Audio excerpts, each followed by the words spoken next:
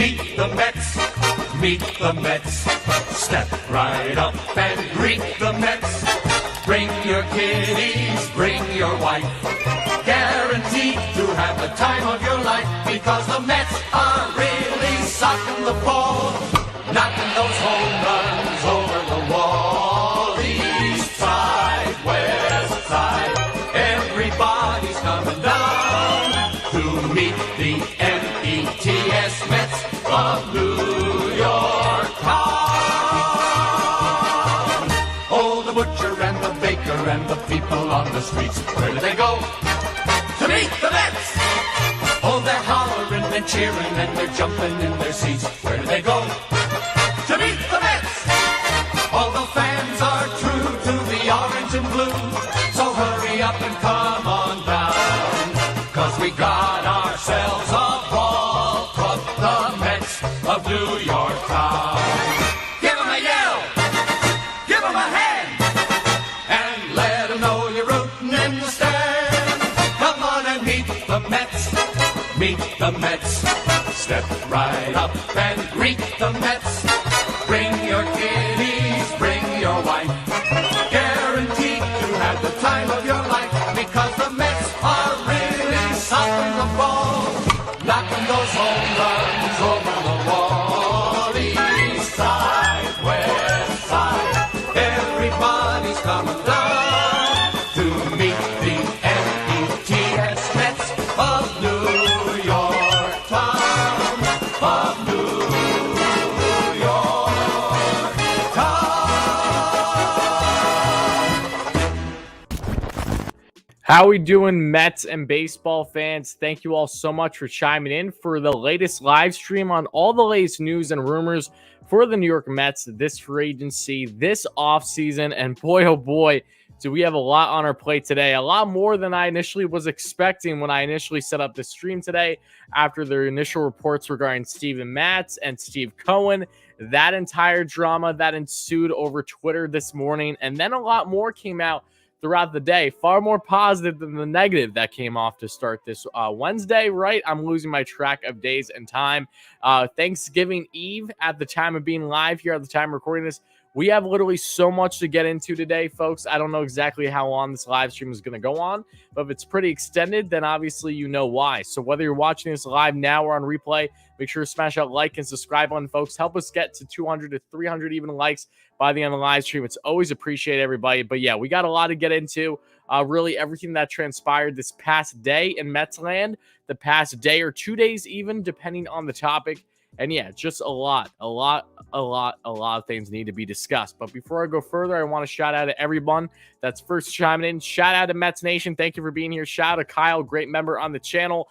Frank, Tremont, John, Joseph, Kish, great member on the channel. Matthew, great supporter on the channel. Tremont, Pepsi Max, Oscar, Jose, Thomas, great friend and member on the channel. Ballcap, my good friend. Everyone, shout out Ballcap Sports. Make sure to subscribe to the man. He's covering free agency for all teams so well this offseason. Shout out to you, Jim. Joseph, Frank, Z, going down the list. Gerald, a great member on the channel. Robert, Eminem, Paul. And again, if I missed your comments or, your initial comment, guys, I apologize. Don't worry. I'm going to get into everything here. Conflicto, Guardian of Chaos. Thank you. Same to you, my friend. Marco, all you guys, thank you all so much for chiming in. Really, really appreciate it. Hector, Deb, going down the list. My goodness. Brandon, thank you guys for the kind words and support, folks. Dave, great friend and subscriber on the channel as always. Wardy, your sound system has an echo. Oh no, that's not good. Okay. If people can confirm if there is an echo, please make sure to let me know. I don't know if it's just for you or if it's a problem on my end. Make sure to let me know. Edward, Manny, William, thank you guys for chiming in, folks. I'm going to get all your questions throughout the stream. Don't you guys worry. Like I said, there's a lot on the Mets plate. I just want to make sure that the audio is fine with you guys. Sounds good on YouTube? Okay. All right. No problem. Okay. I think it's his problem, not my problem. So whatever audio problem you got, my man, make sure to fix it. But let's dive in, folks. A lot to get into. My goodness.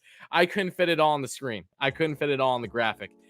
So there are a couple more things outside of what you see right now on the graphic that we will be touching on at some point in the live stream, either in the beginning or towards the end. But my goodness gracious, what a day. What a past 24 hours, not even, man. Let's start off with the beginning. Okay. I set up, it was, I want to say, right around midnight. Last night, even though it was technically this morning, this Wednesday, I set up a live stream in the scenario where the New York Mets signed Steven Matz. I like to pre-plan a lot, had the thumbnail, had the graphic made, had everything set up nice and perfect because I knew that Steven Matz would be making his decision on where he would land this Wednesday. And sure enough, right around a half hour later, only a half hour into this Wednesday, Steven Matz made his decision. And no, it's not the New York Mets, but it is, in fact, the St. Louis Cardinals on a 4-year, $44 million deal. Now, I got to say, right away, perfectly fine with that. I was more than glad that the Mets did not give 4 years to Steven Matz. Great AAV, great contract for him. Wishing him nothing but the best in St. Louis. I believe that his wife's from Nashville, too, so it makes sense why he landed in that kind of spot. But still, the fact that Steven Matz, 4-year deal, more than content with the Mets not going down that route, right? Now, as we fast forward this morning, I get a tweet. And we all get a tweet. And who's that tweet from? It is our owner and Steve Cohen. And Steve Cohen came out publicly this morning and said, the following of, I woke up very upset today. I've never dealt with a player agent so unprofessional, and really just going on the process of his disgruntlement with how Steven Matz went with the Mets. Really how he didn't go with the Mets, I should say. I know a lot of you guys have followed along, know the kind of story by now, but maybe you don't necessarily understand the full context of what exactly transpired today. So I'm going to really break down everything that happened here, for the most part right now, but really my personal stance on who's at fault here, if at all. Why exactly did Steven Matz not go to the New York Mets? Why exactly are the Mets so upset with this? But from all reports that have been indicated, and again, we're talking, John Heyman, Joel Sherman, Andy Martino, you name it, everyone was covering this as it was happening. Couple things. First off, the Mets felt a comfortability that they were going to land Steven Matz. What was given to them was the impression, really until last minute at 12:30 in the morning this Wednesday, that they were looking like the favorites to land Steven Matz. And they were even prepared, according to Joel Sherman, something that I have a slight issue with just because of the fact that I would not be okay with that contract term-wise, that the Mets would be willing to match at least that Cardinals deal, 4 years of $44 million. I think the deal has potential of $48 million as well. But the Mets were willing to at least match that, and they were not given the opportunity. And Steven Matz, last minute, according to his agent, who came out in a public statement, really said he had a change of heart. And again, by all means, there's so many reasons why Steven Matz wouldn't want to come to the New York Mets. So I don't blame him at all for not coming to the Mets. But I do see what transpired here. And if flat out, let's put it simply put, the Mets got played. Something that I think we've heard before. Oh my goodness, the New York Mets got used for leverage. It can't be. Oh yes, it can be. And this is something that if you have been following along in baseball last offseason, this offseason, you can look at the Trevor Bauer instance as something that a lot of people believe the Mets were used for leverage in that situation.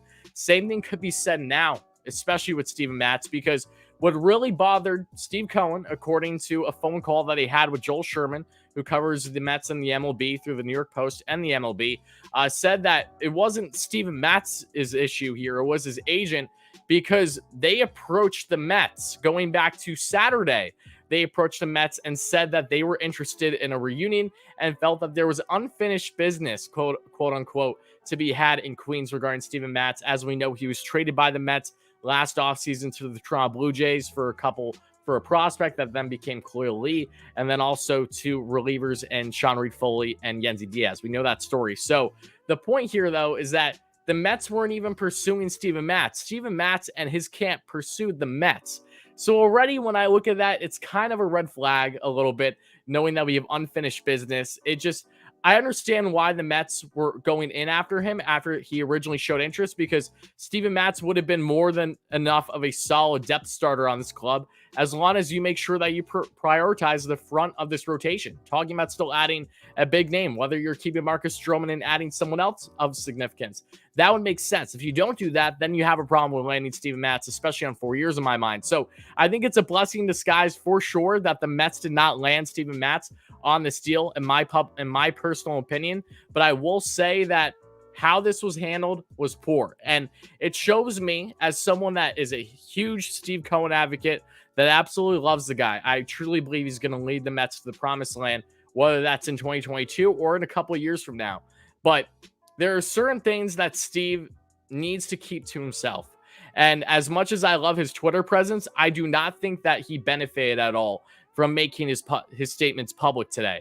And the reason why I say that is simply put, making it obvious for the rest of the league and opposing player agents that you got played basically for leverage. That is something that's very common in the MLB. It happens to endless teams across the league. This isn't the first time that a team was literally used for leverage. That's exactly what the situation is looking like as more details have arose.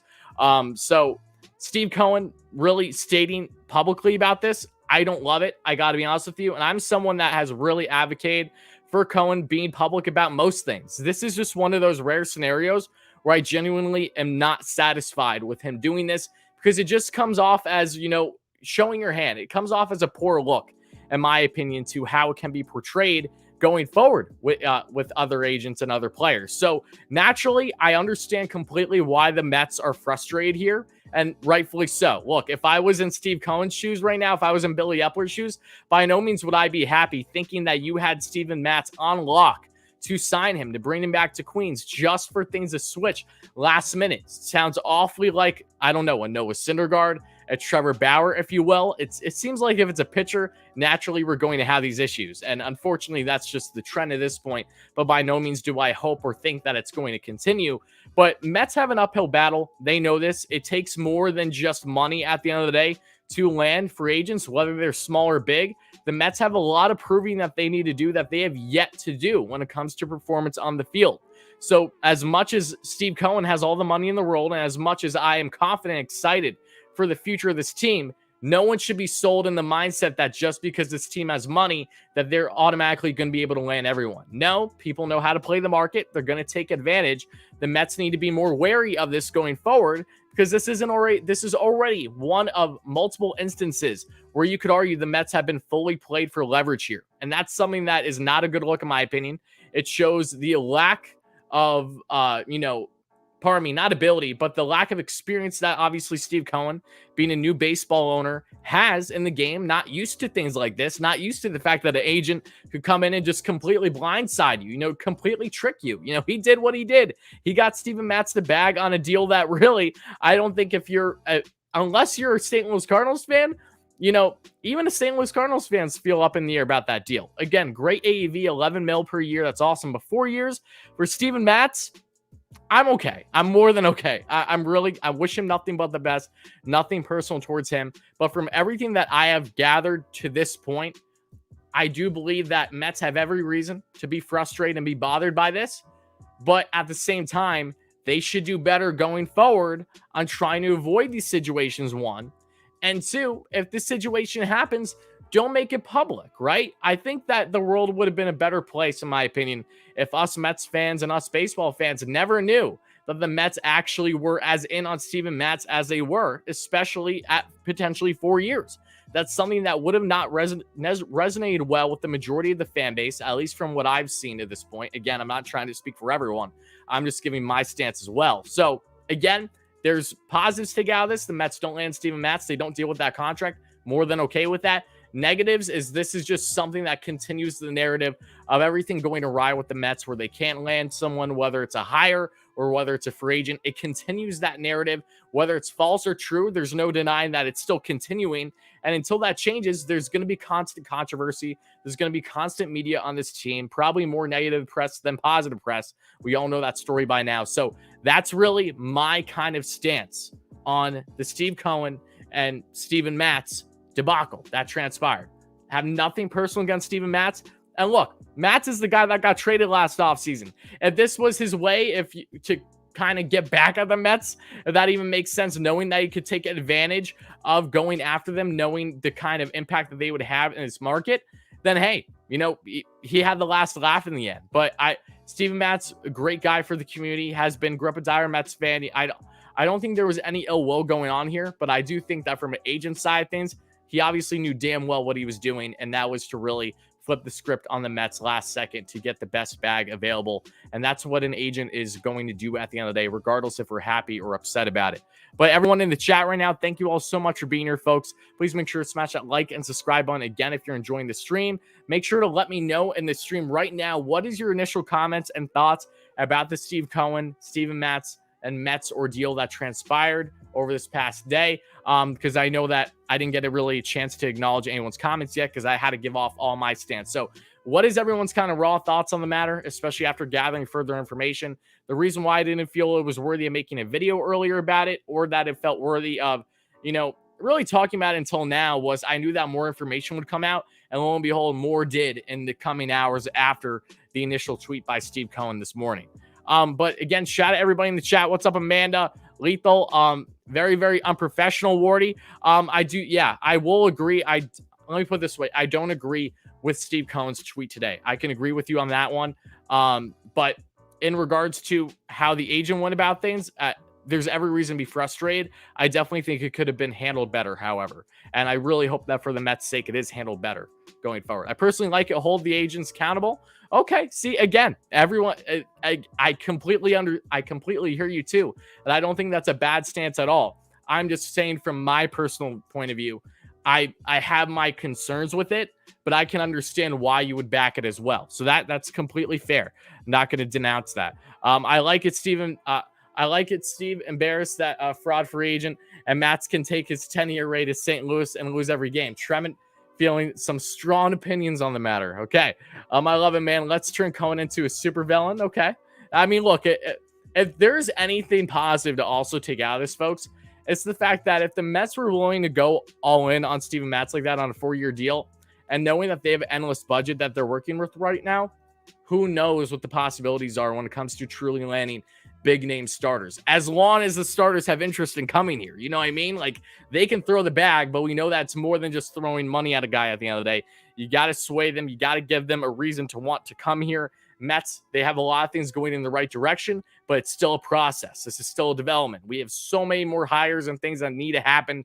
They need to prove that they can be a successful club. And ultimately, I think that's going to be the biggest obstacle for this team this offseason that I hope isn't too much of a problem. But if it does become a significant one, by no means am I going to be surprised in the end, because the Mets, they need to continue to work. This is a process. Rome wasn't built in one day, right? You got to get this stuff figured out over time throughout this winter and then heading into next season. I don't think that any player wants to sign with a team that has no manager. I completely disagree with that, Lethal. I think that's a fallacy. I think that the managerial aspect is depending on who exactly that player is.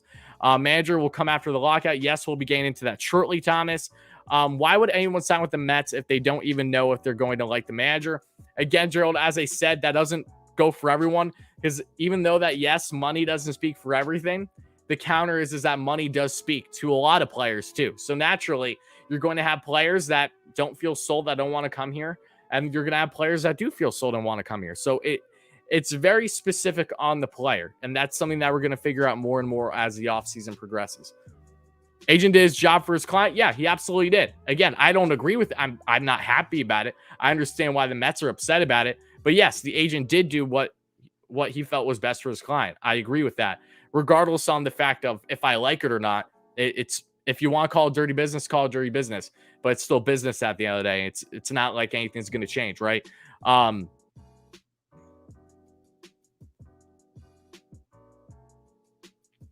I feel like if they were going to give Matz $40 million, then I wouldn't be shocked if they throw money at Mad Max. I won't be shocked, and I do think that they will, to be quite honest with you.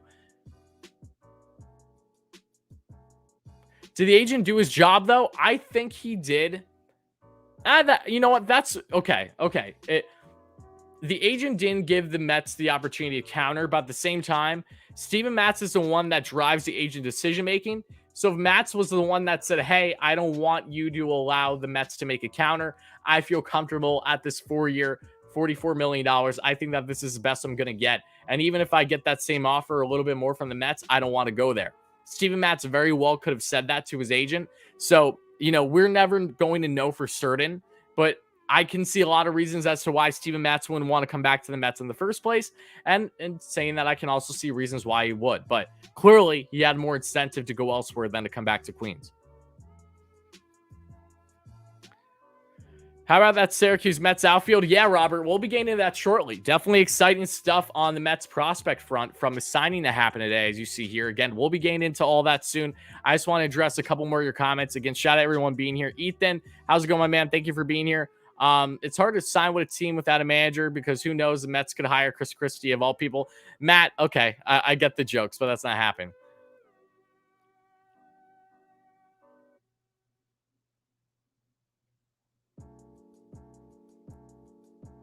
Agent accountability seems to be towards the players they rep. Just hope that agent doesn't rep another player Mets might really want. Yeah, I mean, look, the agent actually reached out to Steve Cohen again today, probably to not burn that bridge, because ideally that guy is working with other players as well. And Steve Cohen, the richest owner in baseball, you probably don't want to burn that.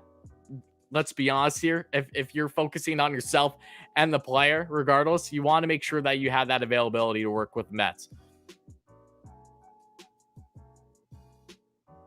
A lot of Robbie Ray talk in here. We'll be getting to Robbie Ray shortly. I don't think you guys are gonna love what I will tell you about Robbie Ray, but we'll get into Robbie Ray.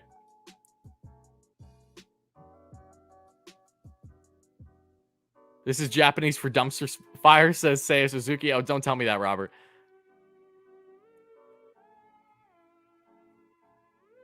$2 dono from Mets Productions. Oh, no need to apologize again. Thank you so much for the donation, my man. I really appreciate that. Hyping the chat for Mets Productions with a $2 dono. Really, really appreciate that bite.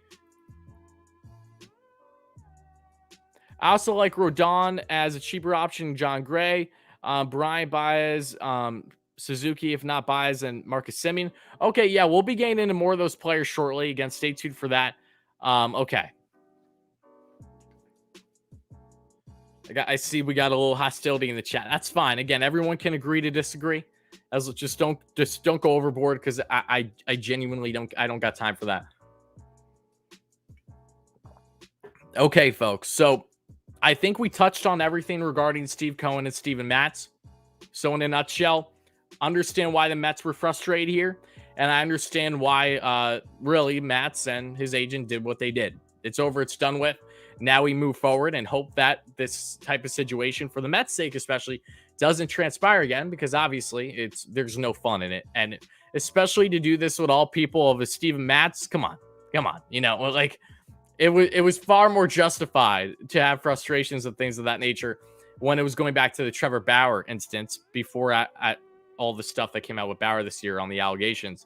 But when he was the hot commodity like that, I felt that was far more justified than a Steven Matz. Okay, I'm fine. Let's get on to the next point here, folks. And that is really important news from Billy Epler today. A lot to get in on Billy Epler, the new Mets GM, who had another great day when it comes to interviews and really discussing what is the current status of his role with the Mets and how really good it's looking right now. I'm very excited about it.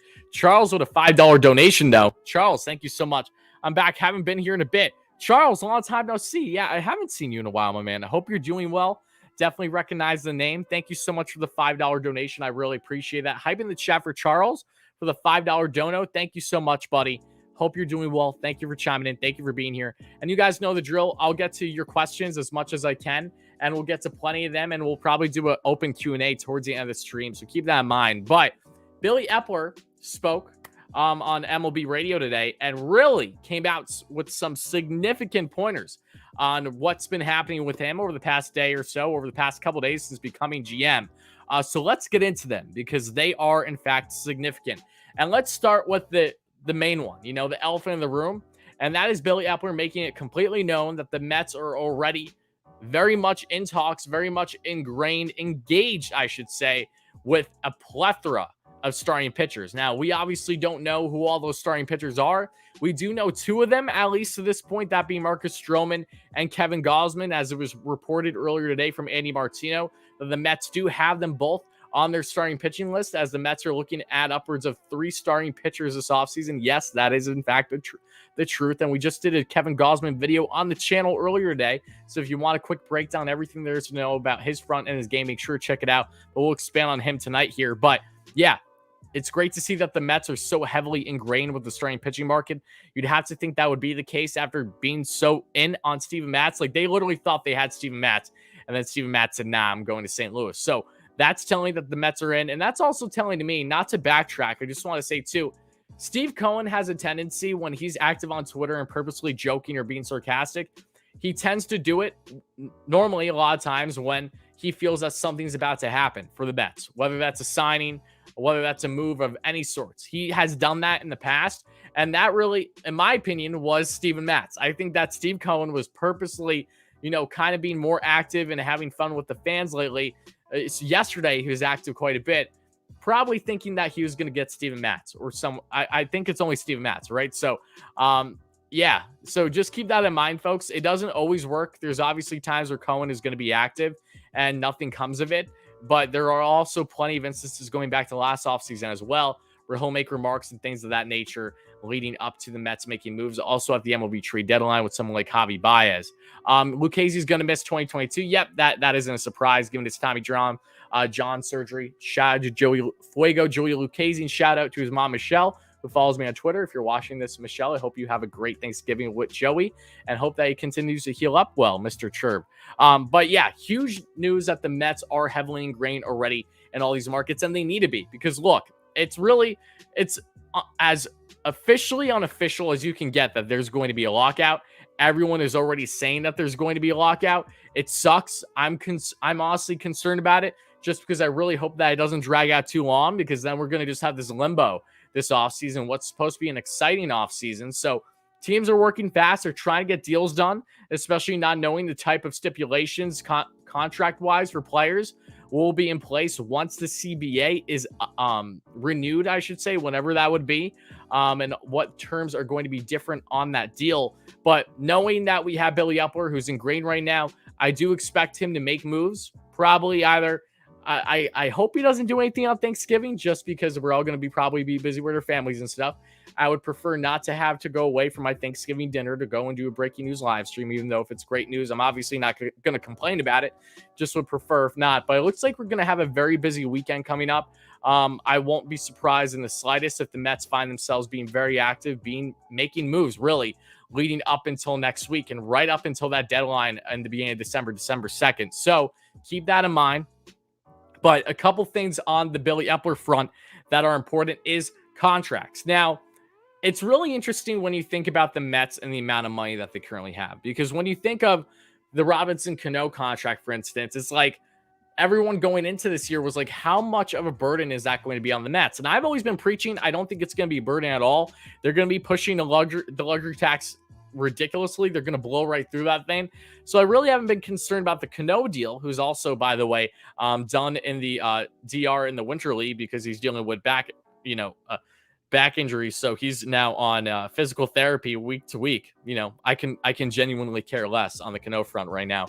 But Epler made it known that the Mets are going to be very creative this offseason and explore all possibilities. And those possibilities include potentially trading for, yes, big contracts that are causing problems for those respective teams. Maybe teams that are, say, in smaller markets that have a contract that is not looking good on the tail end or is not looking good currently that they would love to part with. And in return, what the Mets would be looking for is really strong prospect capital to help build their farm. I think that's a great idea, especially if the Mets can simply take on a contract and just eat it without a problem, and you get it yourself potentially a top 10 prospect, a top 15 prospect in return, or multiple prospects. Why wouldn't you do that? So I love that move. I think that's a great idea for the Mets to continue building their farm, because they obviously need to get more depth there to then eventually make big trades or just really have a great development system in the years to come. So keep an eye on that this offseason. It's something unique. It's something that you don't think of,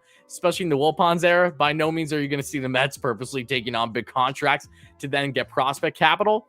But I love that. And that can also benefit the Mets in this scenario where maybe they're trying to go after a specific player from a team that would go along with that bad contract. So as we talked about before at the past trade deadline of the Josh Donaldson doc and Byron Buxton, I'd still be on board for that right now. Again, I'm not saying it's happening at all. I don't think it is right now, but I will say that those are the type of scenarios that would be enticing for this team. And also with prospects that maybe you're getting close to, if not already MLB ready, that can make an impact in some sort. So I really like that move for Billy Epler and the Mets. I think that's smart. And again, as long as you can afford it, as long as it doesn't strap what you're trying to do right now, I think that's perfectly fine.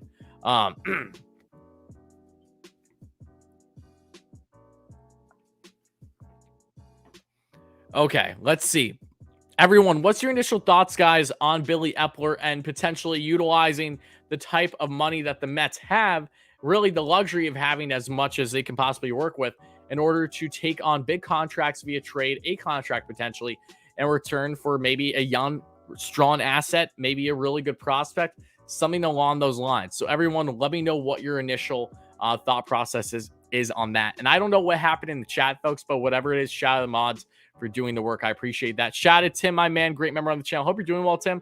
I know you said, where you were yesterday, so I hope everything's good on your front. Let's see. Bumgarner is in Arizona. Yes, he is. Yelich, oof.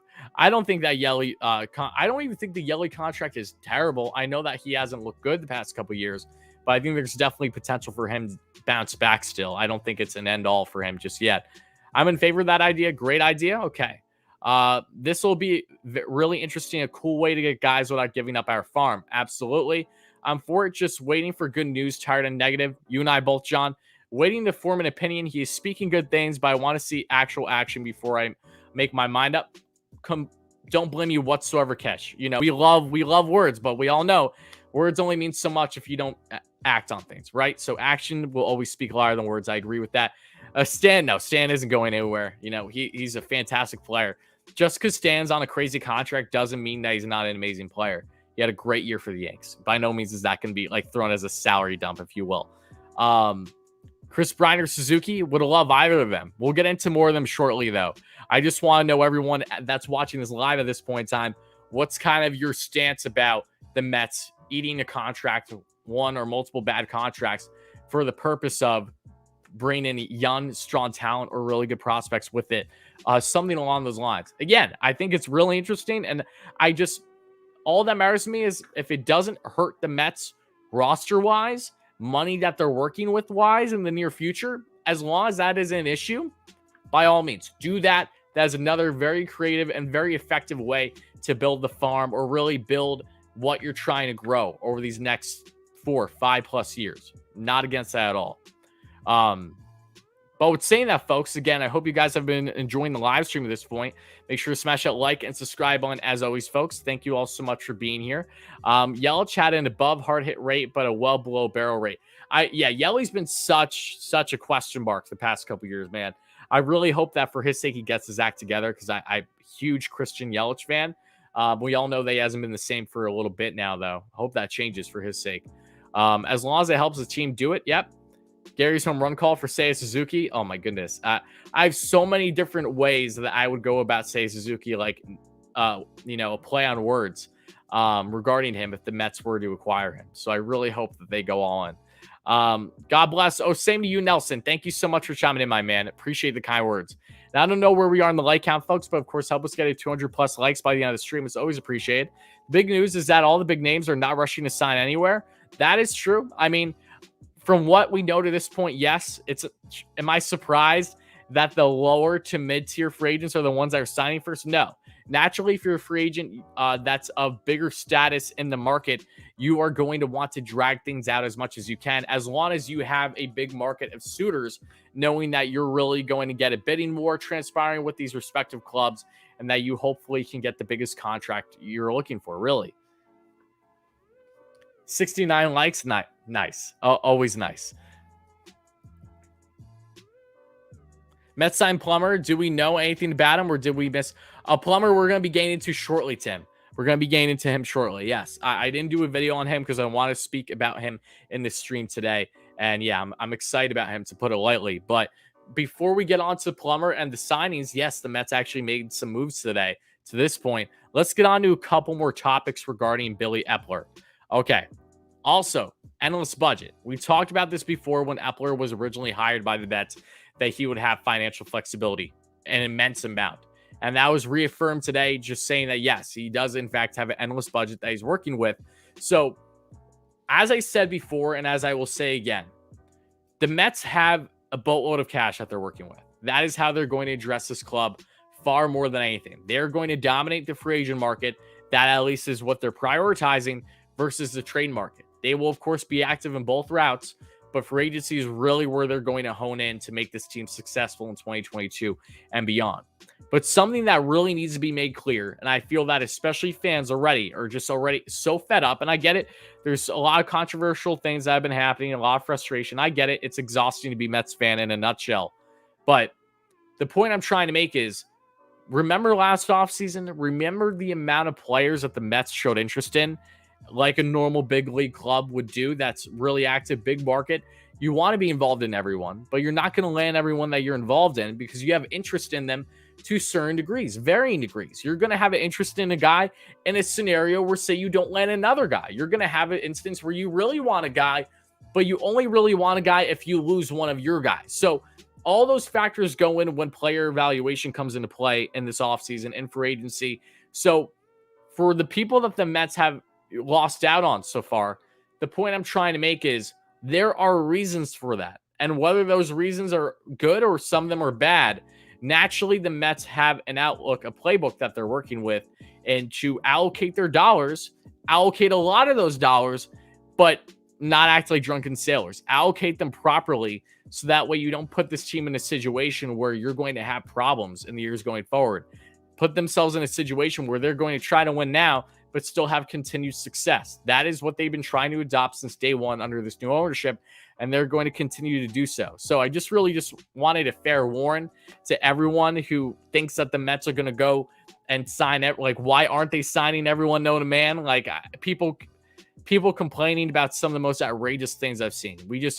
You got to pump the brakes. I know we want the Mets to make moves, and they will. I promise you that. I assure you that they will. I can't tell you exactly what those moves are going to make other than what the information we know to this point. But what I can tell you is that they have a lot of money they're working with, but they have to be smart with how they allocate their dollars.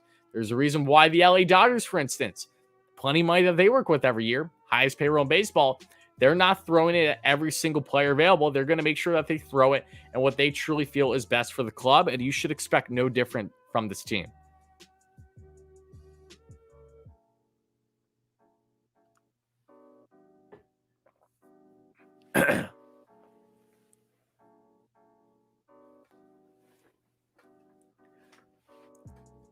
See, this is where I have an issue, respectively, Jason. Talking about fans there's an issue if the fans are getting excited about Khalil Lee and Plummer. My response to that is no one is looking at Khalil Lee and the new signing of Nick Plummer as the second comings to Mike Trout over here. By no means, okay? Could people overreact to signs? Of course they can. But we're excited and we are appreciative of that because of what they mean to the team right now and building the farm and giving yourself young, capable prospects that could be a potential fit even off the bench for the Mets in 2022 and beyond. So by no means am I looking at especially acquisitions like Khalil Lee, who's one of the best outfielders in all minor leagues in 2021, and a guy like Nick Plummer, who has an endless amount of potential high upside that we'll be getting into shortly, as negatives. To think that those are end-alls or to think that we're getting, we're jumping for joy that, this was the best thing since sliced bread is for me at least fallacy.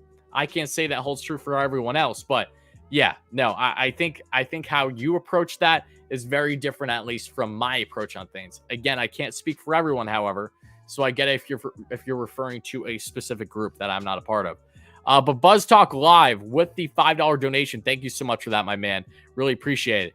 If they trade Jeff McNeil, when be Jeff Kent 2.0? Love his passion. I hope not. He just had an off year. That's a great that's a great donation. Thank you so much again, Buzz, for the $5 dono. Hyping the chat for my man Buzz. It really, really does mean a lot, my man. Now to answer about Jeff McNeil briefly, because I know you asked. McNeil is someone that I don't want to see off the Mets next year. I think he'd be fantastic. The biggest question with him is where is he going to play? He really doesn't have a position right now. He would be an awesome ultra utility guy, awfully similar to like a Chris Taylor for the Dodgers, right? Or a Kike Hernandez, Dodgers, Red Sox. I would love that if they could keep McNeil, but really utilize him wherever they feel best fit on a day-to-day basis, whether that's off the bench or in the lineup, varying on different things. Now, I do think McNeil's going to bounce back next year. I do think he's going to be pushing north of a 300 hitter again, an on-base machine. But with saying that, will I be surprised if the Mets trade him this offseason? No, I won't at all, especially knowing that he does, in fact, not have a role on the team really right now. and also knowing that he is someone that, even though he had a down year, people are very aware of the fact that he comes with good trade value. So we're going to see what happens with Jeff McNeil and his future. Don't be surprised if he's parted with, but also don't be surprised if he's back with the team.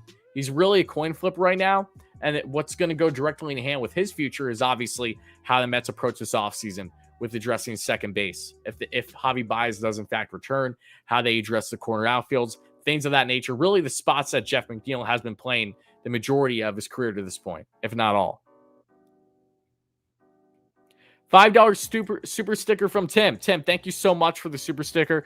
Really appreciate it, my man. Again, hope you're doing well. Thank you so much for that, buddy. How are you in the chat for Tim?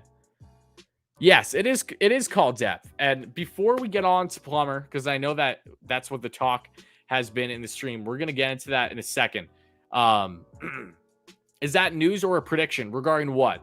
I have 89 likes. Awesome. Thank you so much for the likes, folks. Help us get to 100. That would really mean a lot. Then help us get to 200 by the end of the stream, whether we finish live or on replay by getting to that point. But the last thing I wanted to talk on was the managerial position, because as we know, the Mets don't have a manager. A managerial spot is kind of a big deal, especially for a team that's trying to win next year. To what degree of win, we don't necessarily know yet. Hopefully it's winning the division and having a deep playoff run, but we need to make sure that we're prepared, for what this upcoming season is going to be.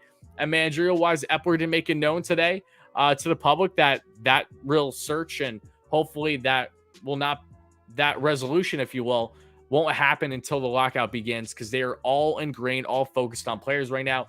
And I think that's the best route, just knowing how short of a time frame you have until the lockout right now. You literally have a week. So you got to get deals done. You got to get deals done fast, because while not every player is going to sign before the CBA expires, there is a good chance that a chunk of them do, with a lot of those players being people that the Mets want to either keep, re-sign, or players that the Mets want to sign that are from opposing clubs. So we're going to see what happens. I'm excited to see how the managerial process is going to go for the Mets. Hopefully it doesn't drag out as long as the president of baseball operations and GM search did, but still expect that to start to pick up, according to Epler, once the lockout begins.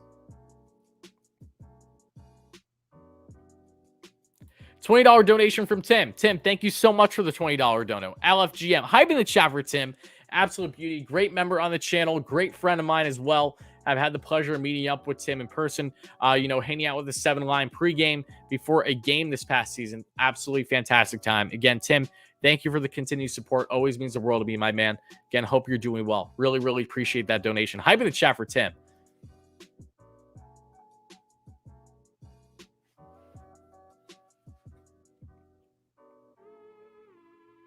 And thank you so much for the 100+ likes, guys. I really appreciate that too.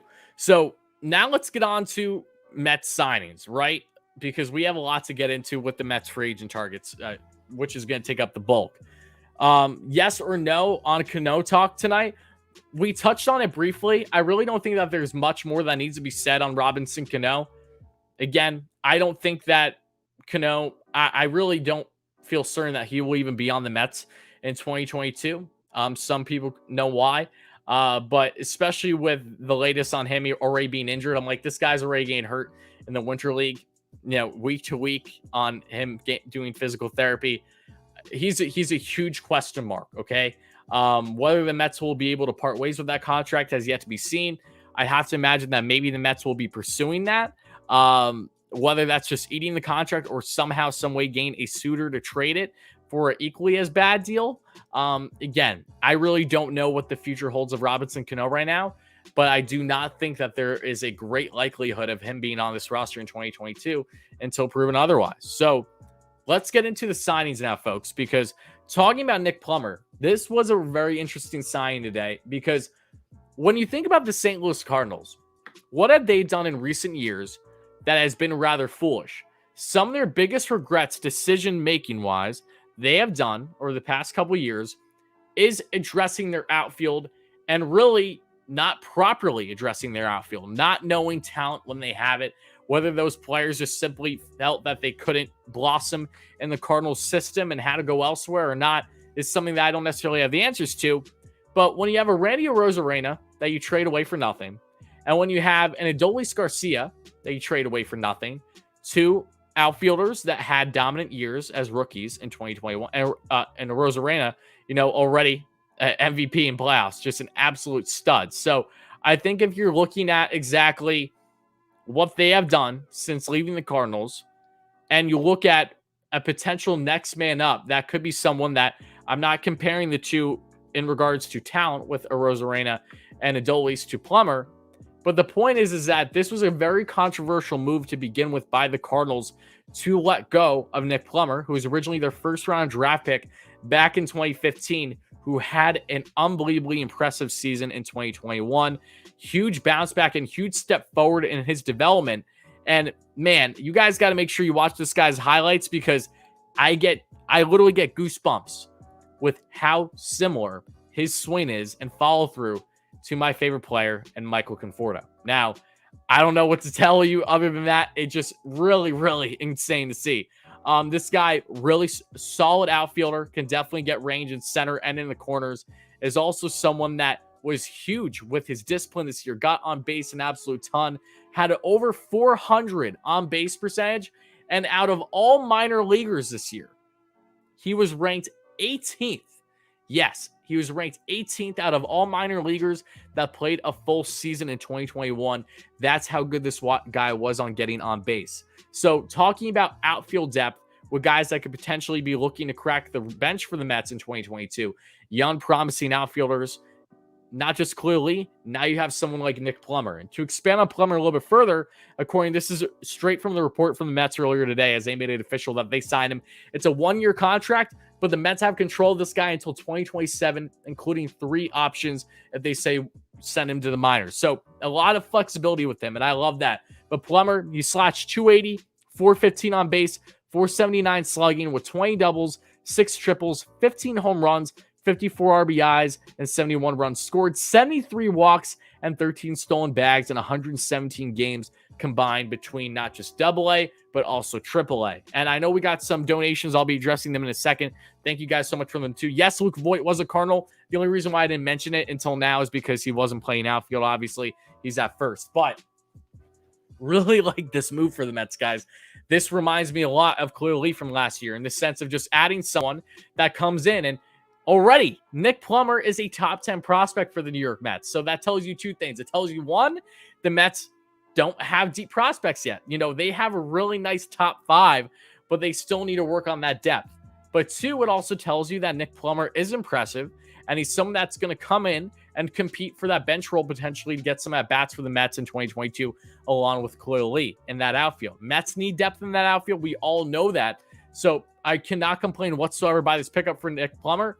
I read some articles, and they were all believing that, this is something that may backfire for the Cardinals. We'll see what happens, but kind of a head scratcher why they would give up someone like him, knowing the type of clip that he had in 2021. It really is confusing. I'm not sure if there's something deeper there that we don't know, but again, this is the same Cardinals club that has had a poor evaluation in addressing their outfield in recent years with guys like Rosarena and Adolis Garcia, losing them for nothing. This is a rather common trend in recent years, and we'll see if Plummer becomes the latest example of the one that got away, if you will, for St. Louis or not. And it's kind of ironic given the fact of the Cardinals and the Mets. That's all the talk has been today because of Steven Matz. Now we have Nick Plummer. But I do want to get into a couple donations, and then I'm going to answer some more comments here. But again, folks, let me know what is your raw initial reaction to Nick Plummer if you're watching this live.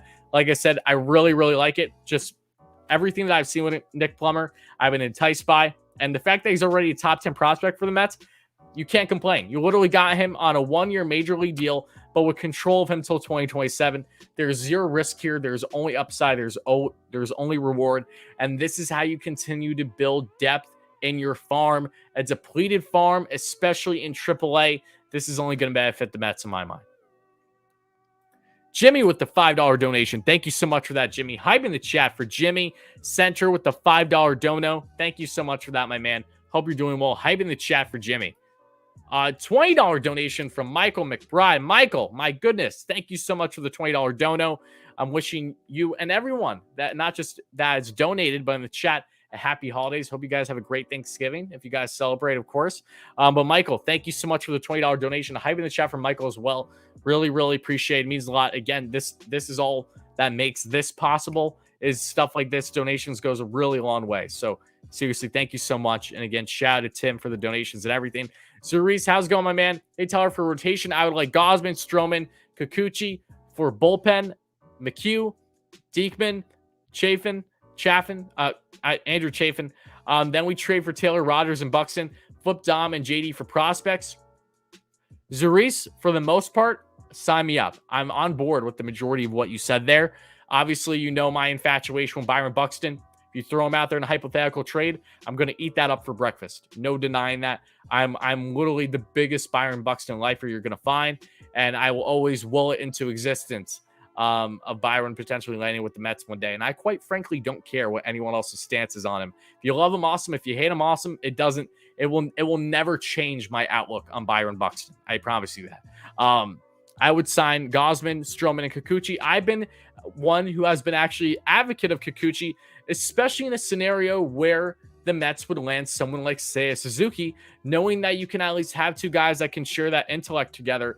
I think that would actually be beneficial for both sides there. Kikuchi has plenty of upside, a guy that has struggled with command, had a very up and down year in Seattle, but definitely could be a low risk, high reward option as really your back end starter as southpaw. And again, we know the Mets need southpaws, and if you're getting Gausman and Stroman, then by all means, yeah, I'm for that. I'm not against that at all. And Taylor, Rogers, of course, Chafin, McHugh, all guys I'm interested in. Absolutely. Experts were surprised Plummer wasn't put on the 40-man roster. Yeah, I agree, Gerald. That's from everything that I saw at this point regarding Plummer. I have 110 likes. Awesome. Again, help us get a 200 likes, folks, for the next short-term goal. Always means a lot. Help us get 11K subs, too. Thank you so much for 10K, folks. A video feels unlikely on the topic of 10 this week, given the holiday, and because all the breaking news happens. I just simply haven't had the time, because every single time I've tried to approach to do a specific video on really celebrating 10K subs and getting prepared for the giveaway, a lot of news has happened. So as of now, I think we're going to kind of push that to next week, hopefully early next week. I'd like to do it before the potential lockout, so just keep your notifications on. You guys will know exactly what the topic of 10 is, once it comes out. And also the giveaway I will make known in either a separate short video, or I'll make it known in a live stream, something where as many people can be a part of it as possible. So just keep those things in mind, folks. And again, thank you all so much for the congratulations from everyone. Always warms my heart, always means a lot. 7th highest WRC. That's awesome. 7th highest WRC plus in AA, AAA. Who is Plummer? That's why I tuned into the channel. Well, I hope you got some clarity on Plummer. Again, someone that drastically improved his game. In 2020, in his previous years in the minors, they haven't been pretty at all, but just took a ginormous step forward in his progress, especially with his play discipline on getting on base, through walks, especially in 2021. Awfully impressive how much he really flipped the script over the past year and a half since the last time he played, which was in 2019, because pandemic year, a lot of players didn't play.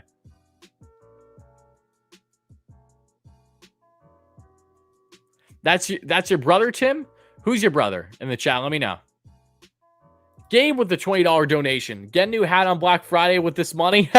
Gabe, thank you for the $20 donation. I really appreciate it. Unfortunately, those donations, I don't get them for a month. And YouTube cuts a decent portion of them, unfortunately. But as soon as I get the money, I will put that towards a hat. Yes, I definitely plan to do some Thanksgiving, Black Friday shopping. I know that the black jerseys for the Mets are dropping this Friday. I don't like the fact that they're not authentic to what we saw in the field. They got rid of the blue striping. I don't like that. Like the blue, down the middle. They have them on the sleeves, but that's only it. I don't know why they fooled us like that, but I still really like the jersey and I would like it. But again, Gabe, thank you so much for the $20 donation. Love you, buddy. Hype in the chat for Gabe.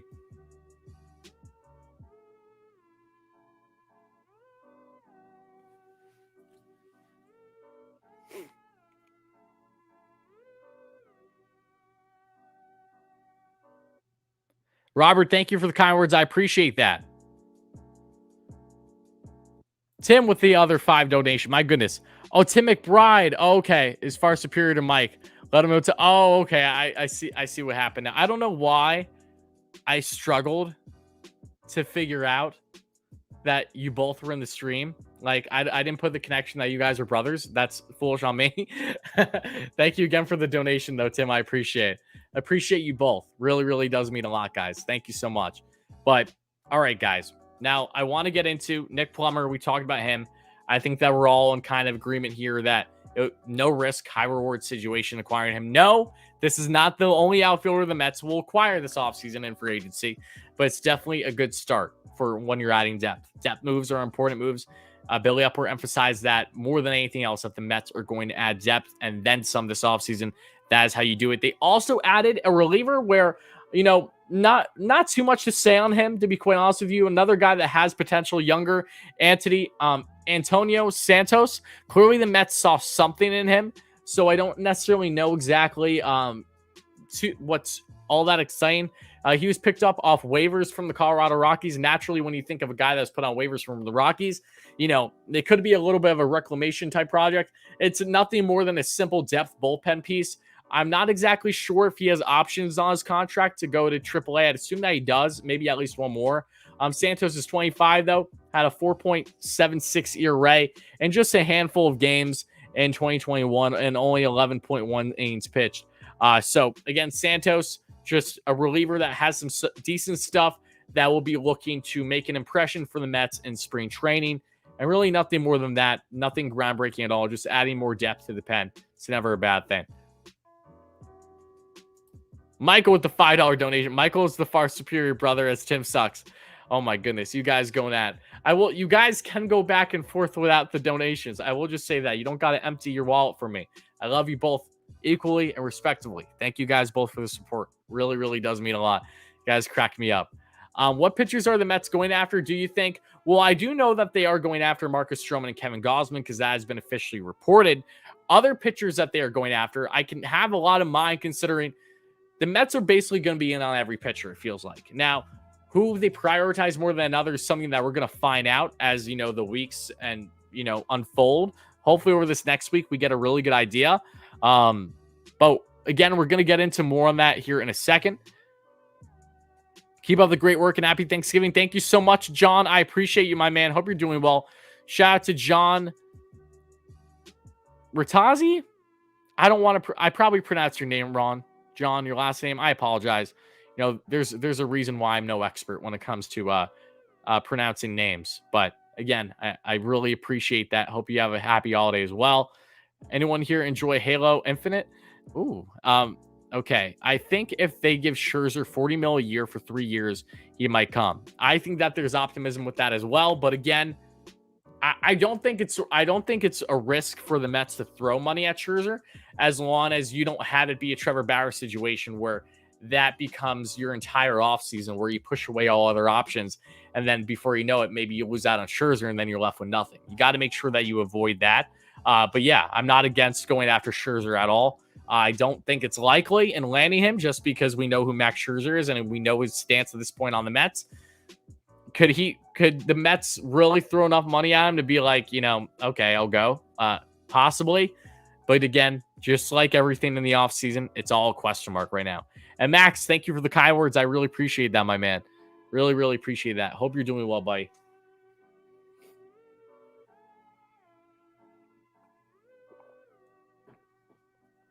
Would also like to note, guys, that outside of, the pending lockout, what we had before that is a date that it was originally December 2nd. Now it is December 30th. The tender deadline has been moved. So for the Mets, who have like a boatload of players that they need to tender a contract to, that being, the Pete Alonsos, the Jeff McNeills, like everyone that's basically arbitration eligible, right? They have to either tender a contract to, potentially go through arbitration or not, or they have to non-tender and then get rid of them. Mets have an entire list that they need to come into a decision on regarding these players by November 30th, folks. So that is something that we're going to find out details on very, very soon. So keep notifications on for that as well. On contracts coming up for the Mets, what they potentially land them on, what they potentially don't land them on because they part ways with them on a non-tender. And there's definitely some guys that I feel like are going to be surprisingly non-tendered by the Mets that maybe you didn't expect, going directly in hand with them trying to upgrade the roster and not feeling that, they have room for certain guys on the team going forward. So just stay prepared for that, because do expect some really interesting moves to happen by November 30th. So much negativity. I don't know what negativity is going on. I don't know what you guys are talking about in the chat. I gotta be honest with you. Happy holidays and congrats on 10K subs. Thank you so much, Michael. I appreciate that. Hi in the chat from Michael for the donation as well. And happy holidays to you too. Really, really appreciate that. Michael King, great member on the channel. Thank you, buddy. Just pop in if we get the picture from where, Jason? Joseph, thank you for the kind words too. Shout out to Joseph in the chat. Happy holidays to you too, my man. Yeah, God bless to you. God bless to everybody. Hope you guys have a happy holiday. Like I said, always appreciate the kind words, folks. But now let's get into the nitty gritty. Let's get into why you're probably watching this on live or replay. Why exactly you probably clicked on it because of the thumbnail regarding a certain specific picture that we just did a video on. Again, make sure to check that video out if you guys haven't already. Make sure to let me know your thoughts in the comments below that on Kevin Gausman and really the Mets free agent targets right now, because they have a bunch and a couple. Sorry, guys, your boy had a sneeze. But they do have a couple right now that are available that have been made public. Like I said, Marcus Stroman, Kevin Gausman. There was a report earlier today that the Mets are, in fact, have both of them on their starting pitcher target list. The Mets have also been in ties with Javy Baez. I will be getting into in a second. But pitching-wise, thank you for the blessing, Matthew. Pitching-wise, the Mets have so much to do this offseason. I feel like I've said it every single live stream to this point. Thank you for the blessings, guys. They have a lot that they need to do. And Marcus Stroman is such a damn wild card. There's no other way to put it. This man, the way he tweets too, I find myself putting too much stock in, but he entertains potentially going to any team, just like how Trevor Bauer was last offseason. So I really, really don't know what the future holds for Marcus Stroman. I do know that the Mets are prioritizing him. Now, whether he wants to return or not, I don't know. I will not be surprised in the slice if Marcus Stroman's time as a New York Met is done. But I also won't be surprised if Marcus stays with the Mets, if they really throw him a contract of 5-6 years, over $100 million, which is what his market value will be, that really he's comfortable with and wants to return. I won't be surprised by either route. I think I'll you know what? I'm going to contradict myself slightly. I think that I will be a little surprised if Stroman comes back, just because he's been such a wild card. I have no clue right now, man. Absolutely no clue. But what makes it interesting between him and Kevin Gausman is they're two awfully similar pitchers. And Stroman's been more consistent in his career, younger. Gausman is someone that had the better season, but hasn't been as consistent in his career, is a little older. So there's risks with giving long-term deals to anyone, obviously, especially guys that come off career years like Gausman. But if the Mets are really going all out this offseason, if they're really prioritizing starting pitching the way that we know, then they should really make a hard try to land both the Marcus Stroman and Kevin Gausman. And in the scenario where you do not keep Marcus Stroman, especially, as I've said in the channel easily over the past month plus, if you're not going to keep Stroman, then Gausman is probably as good of a replacement as you're going to get on the market without having to give up a compensation pick, because he didn't have to deal with a qualifying offer. He has the same story as Marcus Stroman. Both those guys took qualifying offers heading into 2021, exceeded expectations, great years, career years, both respectively, and now looking for the bag, rightfully so, in free agency. So Gausman would be a great replacement for Stro, but if you can land both to back up Jacob deGrom and land one more starter potentially, whether that's, a southpaw like Kikuchi, a guy that you're not going to have to spend too much money on, whether that is a guy like Alex Cobb, who would be sneaky good, who actually is still available. Looks like he was getting close to a deal with the Giants, but hasn't been official yet, so that's still up in the air looming. There's some depth options. John Gray, guy that I would love on the back of this rotation that I think has little amount of potential. That could be one of the sneakiest pickups this offseason for a team whose market is heating up and is expected to potentially make a deal done wherever he may sign before the CBA lockout starting December. So the Mets, we know, have endless options for their rotation. If they can go down a route of really landing both Stroman and Gausman, or really landing a Scherzer and Stroman, really landing a Gausman and Scherzer, really landing a Stroman and Rodon, something along those lines, I think that we're really looking up and up into 2022 and beyond. But with saying that, the Mets are going to be in on everyone. We don't know who they're prioritizing right now. They did prioritize Steven Matz as a depth option because it felt like a certainty that he would come. That fell through. Is their approach going to change at all this offseason and how they evaluate players or how they evaluate discussions and negotiations with respective agents? Possibly. So these are all factors that we as fans need to make sure that we're weighing and understanding throughout this entire process, because it's going to drag, it's going to be obnoxious, and it's going to be something where we may not get anything significant until after the CBA lockout, and that will be frustrating, but it might happen. We also may get a lot of significant things that happen before the CBA lockout. It's flip-flop until something's actually official. We don't know. We only know as much as what is reported right now. And we all know that reports in the offseason are as accurate as anything else at times. So what's everyone's thoughts right now about Marcus Stroman, about Kevin Gausman, about other potential options like a John Gray or anyone else like that? Rangers on looking to get John Gray. Wouldn't surprise me. The Rangers are going to be a very sneaky team this offseason. And don't be surprised if they land a big bat or two as well. Rangers are looking to spend significantly this offseason. Zurice, I'm not even getting started with you and framing right now. There isn't one damn stream you come in here and don't talk about McCann and or Nito. And again, it's not the fact they don't have issue, but it's the fact that those discussions are so dragged out. We're not doing that right now. So I'm not even going to pay any more attention to what I just did on that matter. Sorry, I'm not going to. Stroh's worth a long-term contract. I agree with you. I think he absolutely is, for really how reliable he's been and how consistent he was in 2021.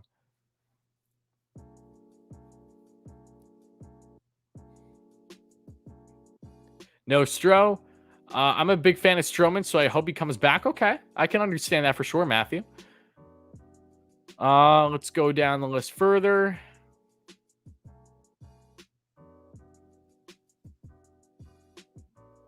You're going to Monday Night Raw. Oh, have fun, Matthew.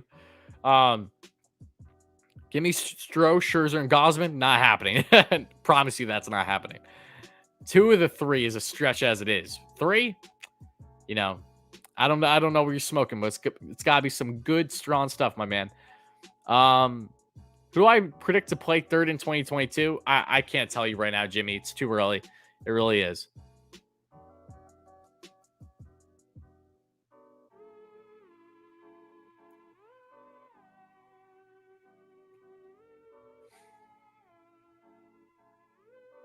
Do we pick up anybody to address the bullpen? Absolutely. Yeah, that'll happen. The Mets have already been tagged to a great southpaw from Minnesota and Taylor Rodgers as a potential trade target that we did a video on yesterday. So make sure to check that out if you haven't already. And yeah, they'll be ingrained with other options. But I think bullpen is probably the least of the Mets' concerns right now because there's a lot of different ways that they can address that.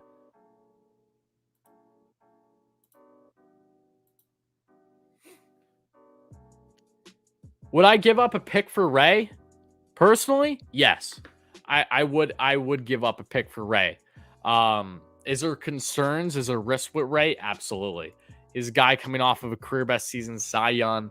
I don't expect him to be a Cy Young Award winner next year. And he's a guy that, ideally he's probably going to have 2-3 more years at most really performing the way that he is or to a similar degree before he really starts to fall off. I could be completely wrong, but there's always risk with guys that have been the career direction of what a Robbie Ray is. But with saying that, I am someone that would be content with the Mets giving up a first-round pick for him.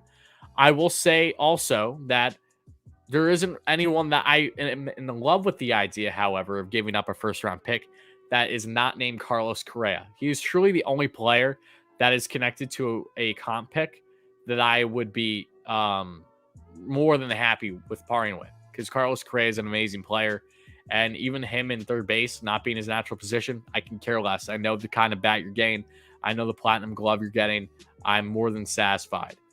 He's the only guy where I feel a good amount of certainty with, knowing that whatever first round pick that could end up becoming, that would be dealt by the Mets, that they would not become to the same length of a Carlos Correa.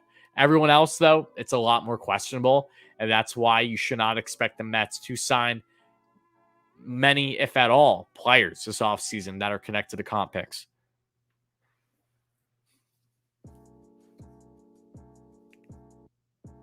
Mets have 4 first-round picks. Don't know. They have 2 first-round picks. Just sign Chafin so you don't have to give up assets for Rodgers. Why not do both? Because there's a good chance that you could get Rodgers without giving up anything too significant. And Chafin's going to cost a pretty penny in free agency too. So again, it's about being smart here. Not that you can't afford him, but my point is that there's a reason why the Mets didn't feel the need to match or do better than what the Angels did for Aaron Lou.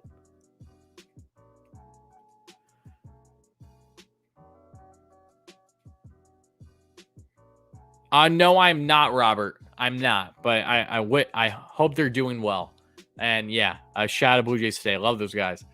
Time Galaxy. I really, really appreciate that. Thank you for the kind words.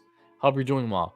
Yeah, really appreciate that, my friend. Yeah, I'm in this seat every single day working and studying and learning the latest stuff with the Mets. So I do absolutely try to give my best effort.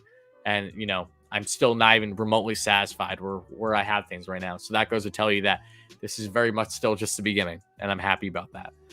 Should the Mets trade for Jose Ramirez? I would love if they did, but they're probably not going to because of the assets you'd have to give up to acquire him. Mets are not trying to give up significant prospect capital. Hard to believe that you could land a guy like J-Ram without doing so.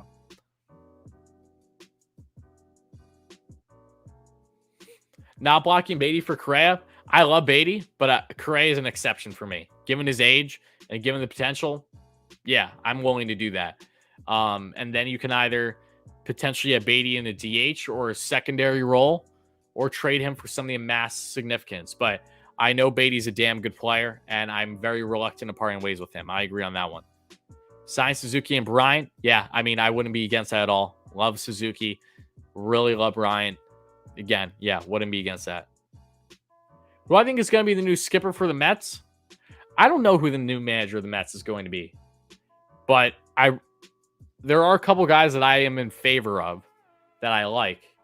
And Joe Espada is definitely one of them.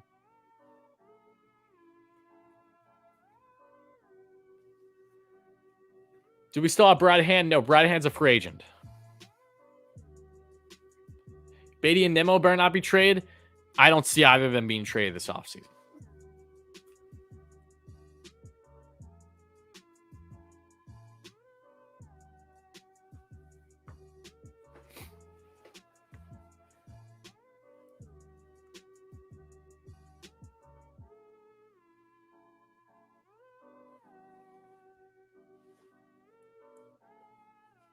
Okay, let's see here. Just read more of your comments, folks, before we get into a couple more players on the free agent target list. And then we'll kind of just get to wrapping things up on just an open Q&A before we, get out of here. What do I think of a deal Donaldson, Rodgers, and Buxton for Dom Vientos and some other prospects? Yeah, Greg, that's not happening. The Twins aren't even picking up the phone for other prospects. Like, Twins would need significant return, I feel like, for Buxton just by himself. And Rodgers in there, it's so hard to grasp the type of trade exactly the Mets would have to do there. And it's really hard to believe that the Mets would give up multiple prospects of significance for anyone if what Billy Epler said holds true. Granted, however, there's always a time and a place to trade prospects, right? As long as it's for the right price, for the right player and or players that are going to impact this team for multiple years to come. I would love Buxton, but I would not get yourself sold on trade routes for significant players right now, folks. There's a reason why the Mets have emphasized free agency as much as they had. Until we see reports that the Mets are going all in on a trade for a certain big name player, I will not get sold on the notion that that's the route they're going down. Free agency is the route they're going down. And we'll see what they do in the trade market.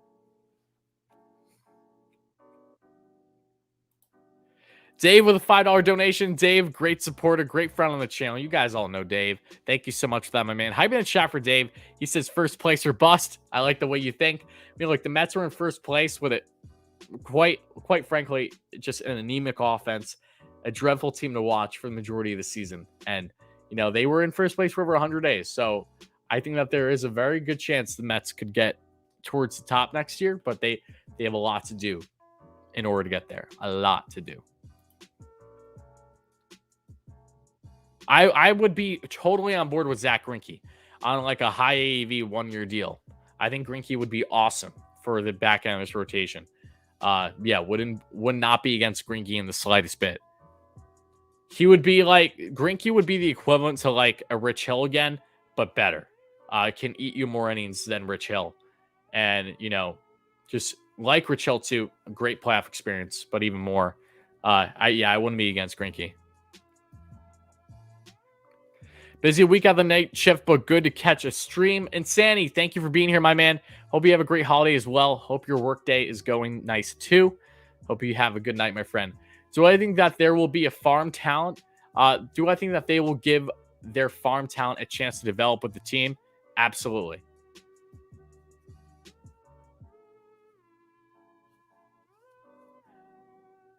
Could the Mets sign a package of Chafin and Marte at one time? I mean, you don't sign a package of players. They're separate players in free agency. They're working respectively. Trade packages, you can do it at once, but could the Mets do more than one signing a day? Yes. I mean, they did that today, essentially, even though it was a waiver claim, not a signing on Santos. But yeah, the Mets can absolutely do multiple things simultaneously, but it wouldn't be together. It wouldn't be a package. You know what I mean? It still would be separate. Would I rather have Suzuki or Marte? I would honestly rather have Suzuki if he's on around the same type of deal as Marte, year-wise, because he'd be cheaper and he has a lot more upside, a lot more potential. But I would love either of them, and I would love both of them. So it's not a slight on Marte in a bit, but landing a guy that's 6 years younger on like the same type of year deal, that would be significantly cheaper than what the market is supposedly for Marte price-wise. Yeah, I think there's a lot of reasons to be excited for a Suzuki signing. But whether he comes to the Mets or not has yet to be seen. Could I explain why the Mets can't get one of the Marlins starting pitchers? I told you this last stream, Gerald. It's a couple factors. One, the Marlins have made it known that they're not comfortable nor really that willing to trade within the division. Two, the Marlins are not really interested in parting ways with their rotation pieces, especially their young studs. The only guy that really feels like a possible trade chip to address other areas of need is Pablo Lopez. That's really the only one from their rotation that's been obvious. And that's really about it. The Marlins have a great rotation. They're going to continue to build it. And the Mets don't have the prospects nor have the desire to part ways with such prospects in order to acquire, to do a trade. They're not in a position right now, prospect capital wise, where it would make sense for them to go down a route like a Sandy Alcantara or Alcantara, however you pronounce his last name, who's just signed him, a 5-year extension. Someone like that not happening. Sixto Sanchez not happening. Multiple guys not happening. So yeah, no. Marlins have a lot of great young pitching talent, but the last thing that you should expect is the Mets getting engaged with them on trade talks for a starting pitcher of significance that's young and controllable. There's just far more reasons as to why it won't happen versus why it would happen. How many starting pitchers would I target this offseason? At minimum 3. Easily at minimum 3. You can never have enough starting pitching depth. It has been proven over the past year. And I really want the Mets to get 3 good starters. 2 of those 3 at least being significant. Like that could easily be number 2s or even number 1s on potential clubs that you have as your top 3 of the rotation. Again, we'll see that happens, but the Mets are prioritizing 2-3. And yeah, they need starters and they need good ones. They absolutely do. Yeah, Ketel Marte is going to be an arm and a leg. I don't see that happening for the Mets. But a couple things that I want to touch on before we wrap things up and just continue the Q&A is that Jon Gray. Now, Jon Gray's market has heated up. It has been reported. And he does look like someone that may sign before the December lockout. And Jon Gray is one of those very, very, very sneaky starters because he's someone that has been really inconsistent in his career. And I'll pull up numbers in a second. But he's also someone that still has a boatload of upside, a boatload of potential. He has some nasty stuff. And it's really been about consistency with him and also playing in cores. You know, it's kind of funny considering he had actually worse stats on the road this year than he did home. But you could also make the argument that that goes in hand with the cores effect naturally, you know, having to deal with the separate altitudes, things of that nature. Because look at a guy like Nolan Arenado, for instance. Arenado put up a very Arenado season offensively this year in St. Louis when everyone thought, oh no, he can't hit out of cores. He's terrible. Look at his away numbers.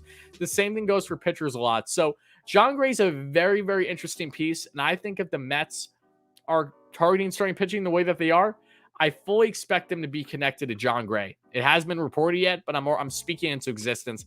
You'd have to think that they're connected to him. Whether they're prioritizing him or not, though, is a different discussion. I don't know if they are. I don't know if they will. But Gray's a guy that, especially on a deal, if it's similar to something like Steven Matz, sign me up. You know, potentially a 3-year deal like an Anthony DeSclafani type for Jon Gray. Maybe a little more, maybe a little less. At very, very sneaky starter is what Jon Gray is. Probably one of the most underrated pitchers available in all the market this year because how deep the starting pitching market actually is. So let me get into Jon Gray a little bit further here. I want to just pull up his numbers quick. Just really, really, really sneaky upside potential with Jon Gray. Okay. Yep, Jon Gray's 30 years old. He posted a 4.59 ERA in 29 games in 2021. In 2020, he had, north of a 7 ERA in only 8 games. So don't put stock into it. It's only the short and pandemic season. 2019 for the Rockies, he had a very solid year, 3.84 ERA in 26 appearances, including 150 strikeouts. He had 157 in 2021. Also, 2018, 5.12 ERA in 31 games played. 2017, 3.67 ERA in 20 games played, 4.61 ERA in 2016, and then his rookie year, 5.53 in 9 games. So, yes, he's a guy that doesn't have necessarily eye-popping numbers on paper or anything that looks dramatic, but is someone that is really deemed to be a very sneaky pickup with a lot of upside potential, especially on a potential bargain contract this offseason. So keep an eye on Jon Gray. We might get a decision on him within the next week, and I do hope that for the Mets' sake, if you're looking for a depth starter as your back half and then just zone in on adding, a number 2 and a number 3, Jon Gray is definitely a very good route the Mets can go down. William, thank you so much. I appreciate the kind words. Oh, that means a lot too. I'm glad I'm your favorite YouTuber. That makes my day, my man. So thank you so much, and I hope you have a great holiday as well, you and your family. Got to remember he played in Colorado. Exactly. Yep, I just brought that up. Perfect. Bring him on board. It says, Gems, do I think we're talking to Correa's agent? I don't think Correa is a priority right now, but at the same time, I don't know. I genuinely don't know.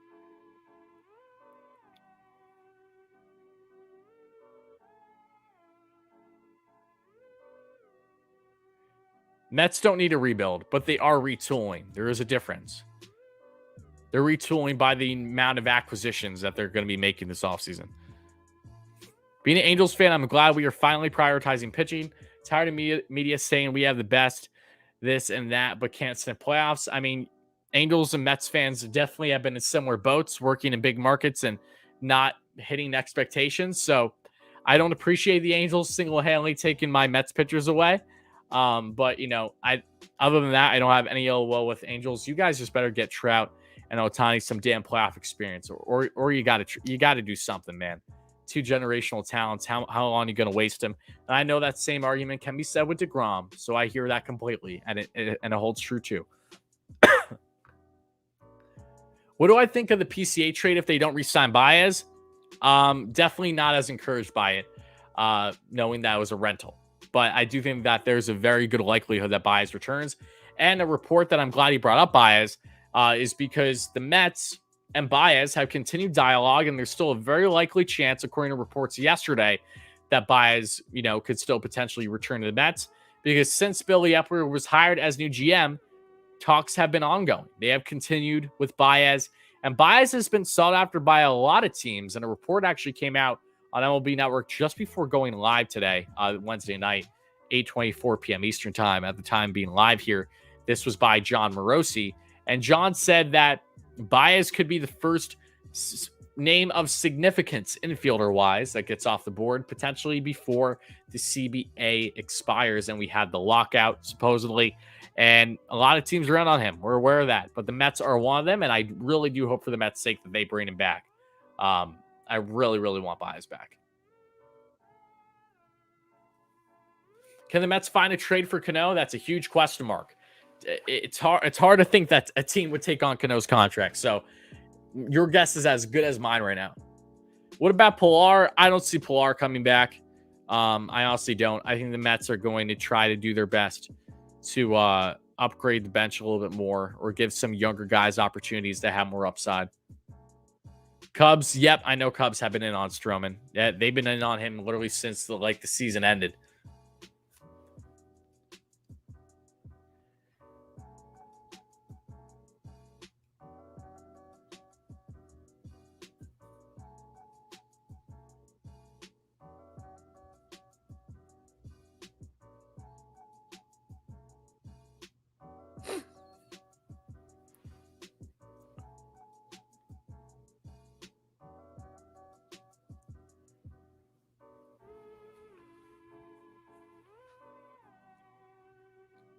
Do I think that players don't like to be Lindor's teammate? No, I don't think that's true at all. No.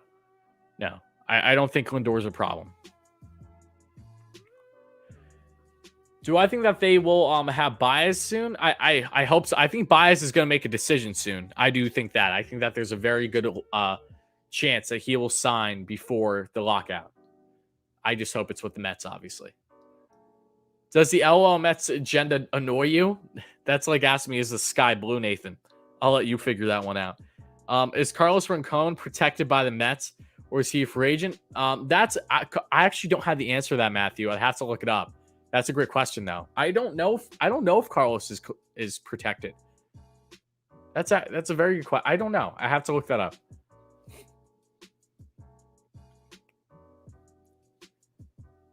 And obviously, among the free agent targets for the Mets, as we talked about from last live stream, is that Marte, Suzuki, keep an eye on. Those are guys that could be making decisions within this next week as well. Two outfield options that the Mets have been connected to varying degrees. We don't know exactly on the significance yet, but they have definitely been in on them. Gerald says, back on November 8th, Marlins are considering trading one of their starters who has 3+ years of service in order to clear a spot. No, I'm fully aware that the Marlins are willing to part with one of them. My point is that the Mets are not a likely suitor for the reasons that I explained earlier.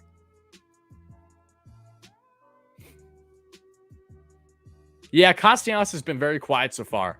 Tyler, if the Mets make a blockbuster move, will you be back on? Oh, absolutely. Yeah, of course I will. Yeah. Anything of significance that happens with the Mets, anything that really happens with the Mets, you guys know I will cover it. It doesn't matter where I am. That'll of course happen. So I just hope from an individual side of things that wants to enjoy a holiday, that nothing happens tomorrow. But can we at least wait till Friday if it's pending? But with saying that, we'll see. Maybe something will happen on Thanksgiving. All I'm saying is, if something happens on Thanksgiving, it better be good news. Don't ruin my holiday. Make my holiday better, if anything, right? Should the Mets offer Masahiro Tanaka a deal? No, they should not. Too much uncertainty with that man's UCL that the Mets do not need to be a part of.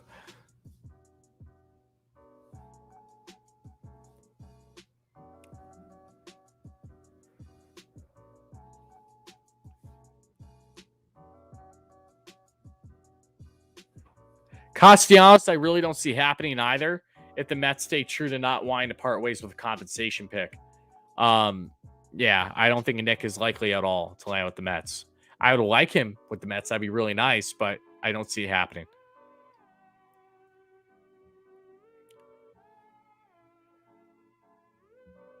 Have a good one, Avicandra. Appreciate you chiming in. But yeah, folks, so at this point, we touched on everything that needed to be discussed. How's it going, AB? We'll be doing a couple more minutes before we get out of the live tonight. But to reiterate, yes, Steven Matz did sign with the St. Louis Cardinals. And yes, Steve Cohen was not happy about it. I really just have to say that Steve Cohen, I don't want him to approach it that way. But I understand his frustration 100%. Important news on Epler again. He's very active right now. Won't even be surprised if the Mets maybe make a move shortly after being live here or the following day, which would be Thanksgiving, or the following day after that, Friday. So keep an eye on the Mets to continue making moves prior to the CBA. Not deadline, but when it expires in December, which would mean a lockout. And just know that a lot of things are moving on the Mets side of things right now. They have made some small moves. Let's see if some big moves happen prior to the deadline. And free agency wise and targets, they are in on plenty of people, a lot of big names. And we'll see if those names become more public over the next couple days, over the next couple hours, maybe, or if they kind of stay silent a bit until a move is actually made. Maybe they work a little sneaky. We're going to see for sure. AB, no. I'm not going to repeat myself in it because I explained it already, but Cohen isn't mad at Matz. He's disgruntled with the agent and how the process went because it was disingenuous. The Mets were used for leverage, to put it lightly. But by no means is he mad or any Mets fan mad that Matz doesn't want to come back to the Mets. I mean, there's a lot of reasons why he wouldn't want to come back, and getting traded would definitely be part of that reason.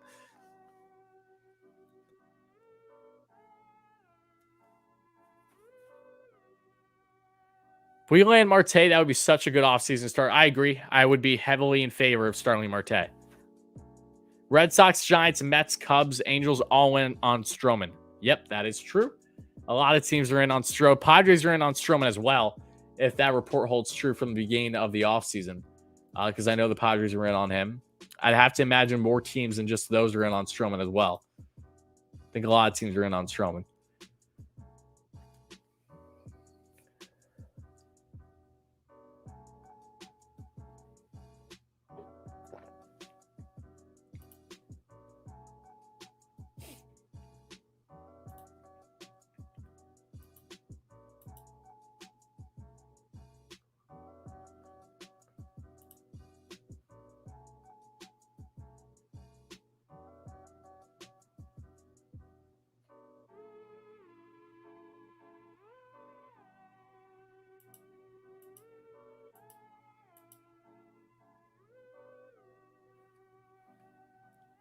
Whatever happened to that Japanese pitcher the Mets interested in last year?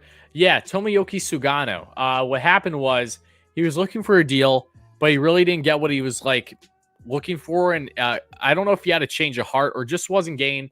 He just couldn't make a decision in time, and he felt it was in best interest of him to go back to overseas. And he isn't posted this year, but I think Sugano might be made available again next offseason.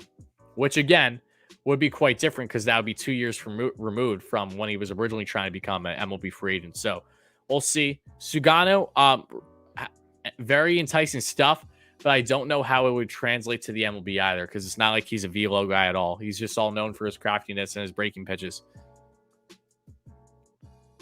Are winter meetings canceled? They're on pause. Yeah. There would be no, winter meeting for agency discussions if the lockout happens. When winter meetings is supposed to begin December 5th. So yeah, in that sense, I believe. I don't know exactly. I know that teams can still do trades. I'm pretty sure they just can't do free agency signings.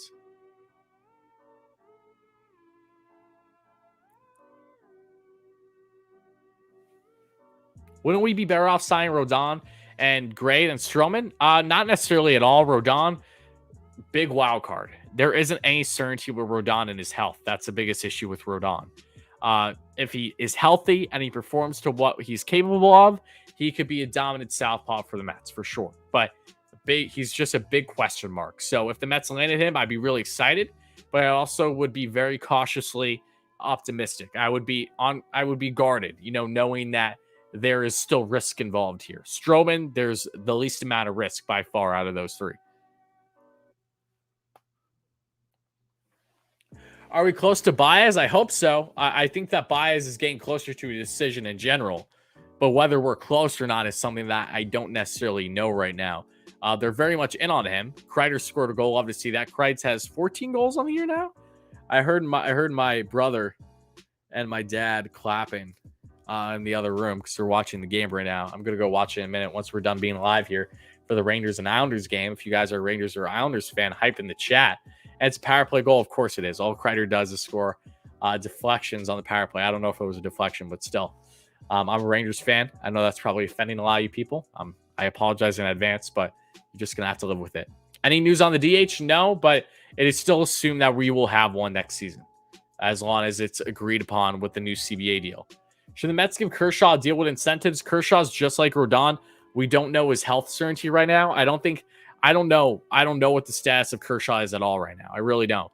An incentive-based deal would be cool, but I still find it hard to believe that Kershaw won't be a Dodger next season. So we'll see. A lot of uncertainty on his front too. But with saying that, folks, that is just about to wrap things up in this live stream. I hope you guys did enjoy. We went over an hour and a half tonight. I love the discussion as always. Sports Media Mark, I do remember you, my man. I'm sorry we're about to get out of here in the stream. But folks, a lot transpired today. A lot is going to continue to transpire in Mets land.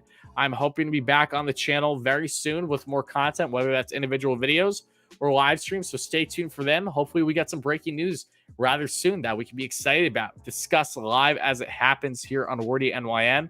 And of course, folks, if you ended up enjoying the live stream as always, make sure to smash that like and subscribe on. It's always appreciated. And know that I'm beyond appreciative of us hitting 10K.